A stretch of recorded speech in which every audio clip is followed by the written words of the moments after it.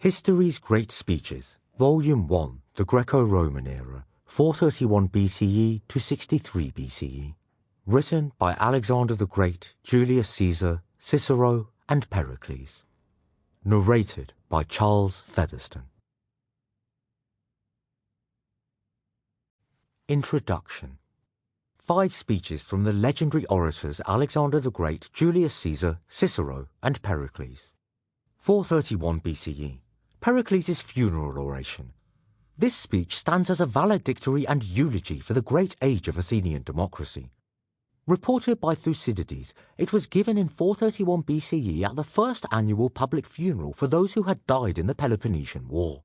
By the time that war had ended, 27 years later, the democratic government of Athens had been overthrown by an oligarchy known as the 400. 324 BCE. 2 speeches by Alexander the Great, one inspirational and one embittered, reported by the historian Arrian in his Anabasis. Both speeches were given in the same year, and both are a direct address to his army on embarking on a new campaign.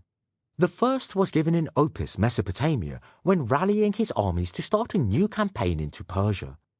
The army took heart and successfully conquered the Persian Empire, adding it to Alexander's many existing conquests. The second speech is given after the first campaign is over. This time, Alexander is ready to move into the Indian subcontinent.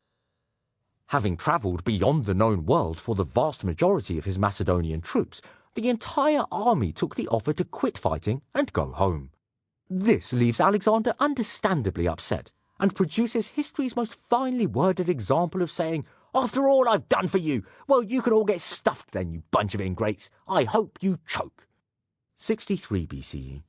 The Catiline conspiracy shook Rome and led to some of the best-known events in the Roman Empire.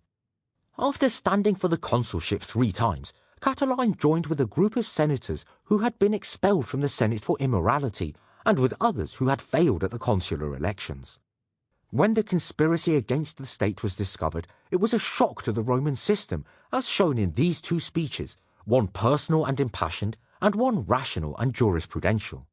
Cicero's first speech against Catiline is a rabble-rousing, impassioned, and slightly unhinged attack upon Catiline and his associates, filled with contempt and bile. Cicero was the consul at the time of the conspiracy, and it was his role to speak for the body politic, as well as to reach out to the masses. Caesar's speech stands in stark contrast, being an appeal to create no new laws or punishments for these men, even though their crimes were the most severe the Republic had ever suffered. Caesar argues that the Republic would be... Sample complete. Ready to continue?